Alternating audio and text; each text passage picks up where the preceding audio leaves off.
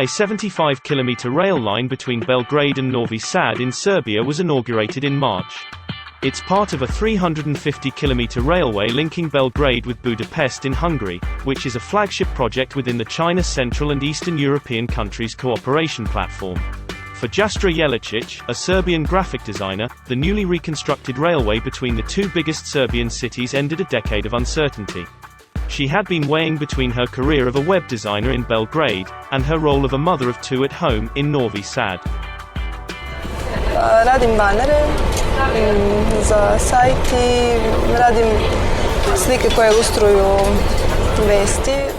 Živim u Novom Sadu, a radim u Beogradu i zbog posla sam počela da putujem 2013. kada sam dobila zaposlenje u Beogradu. Ustanem u 10 do 4. Prevoz zato što je to rano jako kad ja idem i nema puno autobusa. Imamo prilike jedan ili dva autobusa koje moram da uhvatim. Ako mi ode, onda moram taksijem. Jedino što mi nedostaje od onih starih vozova je što sam mogla više da spavam u vozu. Ovde brzo stignem, mogu da se naspavam.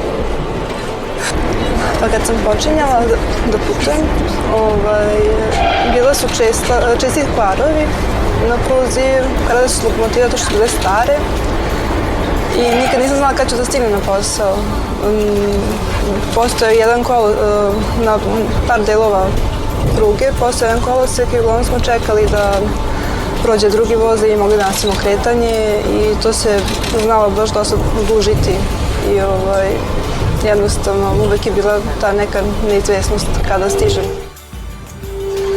Ne znam, opuštenije, odmornije i ne osjećam toliko da sam izgubila vremena u putu. Otprilike kao da sam išla od Novog Sada do Petrovaradina busom, takav je osjećaj, kao da nisi putovao otprilike. Tako da je mnogo bolje.